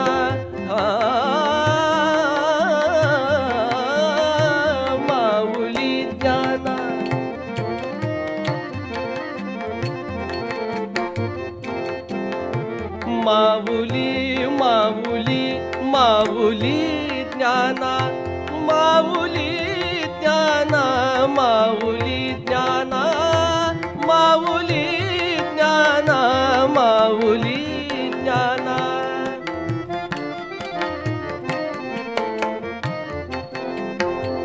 माऊली ज्ञाना ठेवी तू मुखात, तयांपाशी तयांपाशी तयांपाशी जाशील तू सुखात, तयांपाशी जाशील तू सुखात, तयांपाशी जाशील तू सुखात.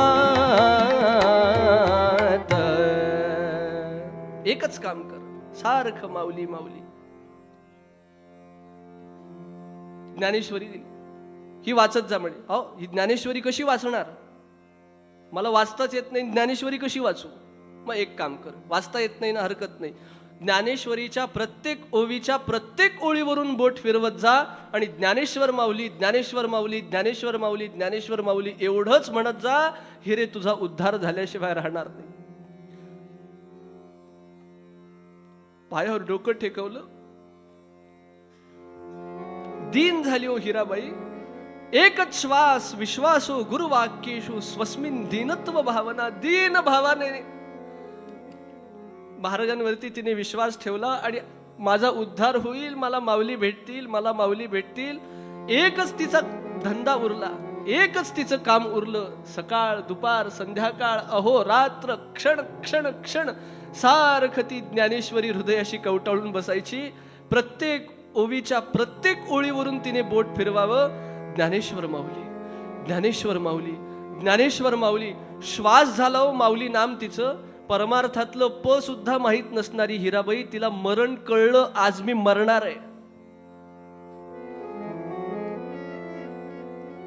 मरण कळणं फार मोठी गोष्ट आहे.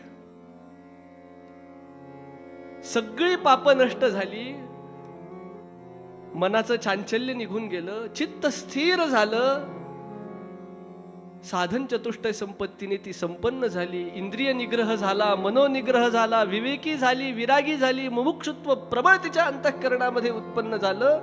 पाप नाशापासून ते या सगळ्या पायऱ्या हळूहळू हळूहळू फक्त ज्ञानेश्वरायांच्या नावावरती ती चढत गेली बरं का.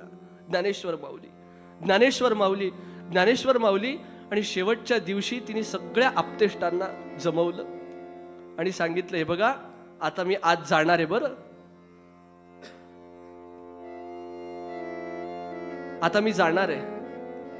असं म्हणून माऊलींच्या चरणकमलांचं तीर्थ सगळ्यांना दिलं, स्वतःही घेतलं. अशी जमिनीवरती झोपली, ज्ञानेश्वरी उराशी धरली आणि शेवटचा संदेश सगळ्यांना दिला. आता मी सुखाने जाते. माझे महाराज काय म्हणाले होते, माऊली ज्ञाना ठेवी तू मुखात, तयांपाशी जाशील तू सुखात. मी आयुष्यभर फक्त माऊली माऊली माऊली म्हटलं आणि आता बघा मी फार सुखाची अनुभूती अंतःकरणामध्ये घेऊन माझ्या ज्ञानराज माऊलींकडे माझ्या सद्गुरूंच्या कृपेमुळे जातीये. मी गेल्यानंतर माझ्या महाराजांना एकच निरोप द्या बरं, की तुमची हिरा तुमच्या शब्दाला तिने पडू दिलं नाही. आणि माऊली माऊली माऊली माऊली म्हणत म्हणत सगळे ढसा ढसा ढसा ढसा रडतायत.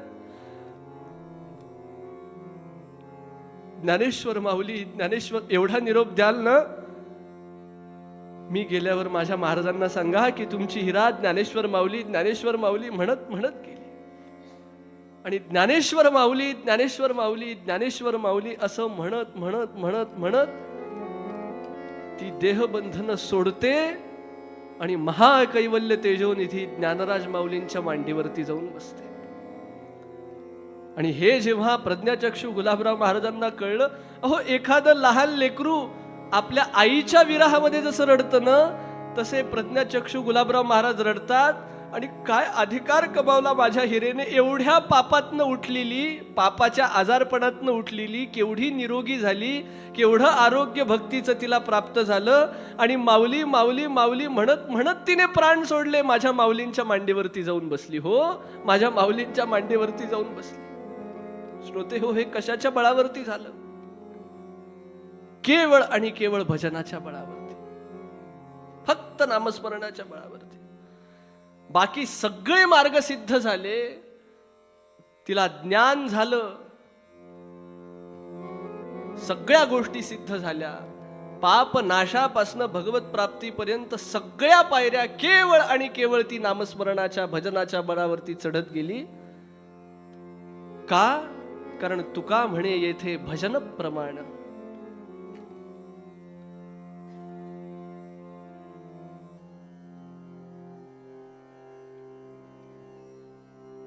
तुका म्हणे येथे भजन प्रमाण.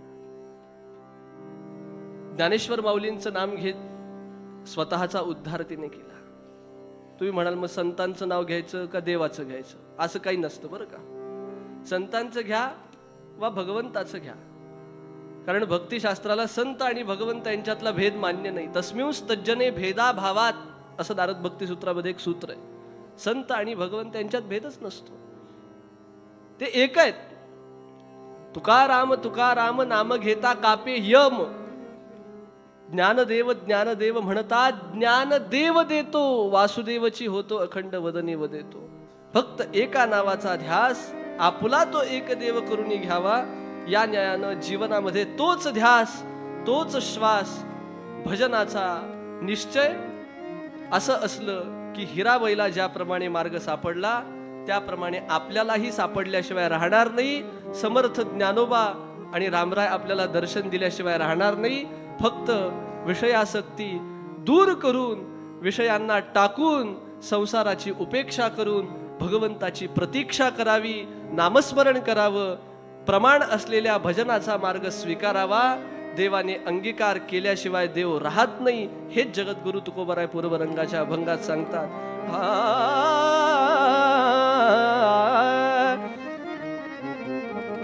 अंगीकार ज्याचा केला नारायण, अंगीकार ज्याचा केला नारायण,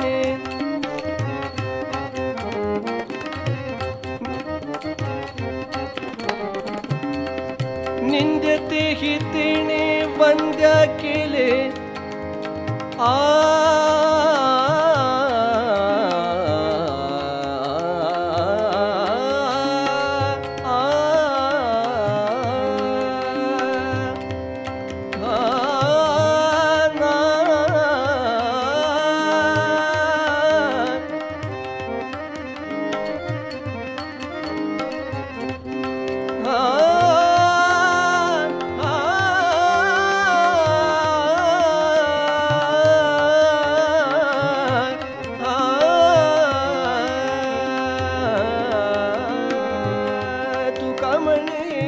भजन प्रमाण तुका म्हणेथे, भजन प्रमाण तुका म्हणेथे, भजन प्रमाण. काय थोरपण जाळावे ते, काय थोरपण जाळावे ते. अंगीकार ज्याचा केला नारायण, अंगीकार ज्याचा केला नारायण, अंगीकार ज्याचा केला नारायण, केला नारायण, केला नारायण. जय जय रघुवीर समर्थ.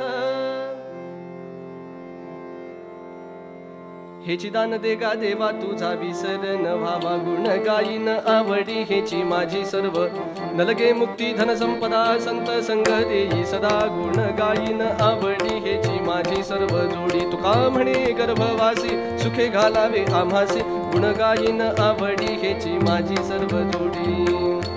सदा सर्वदा योग तुझा घडावा. तुझे कारणी देह माझा पडावा. उपेक्षू नको गुणवंता अनंता. रघुनायका मागणे हेची आता. उपासनेला दृढ चालवावे. भूदेव संतांसी सदा नमावे. सत्कर्म योगे वय घालवावे. सर्वामुखी मंगल बोलवावे. जय जय रघुवीर समर्थ.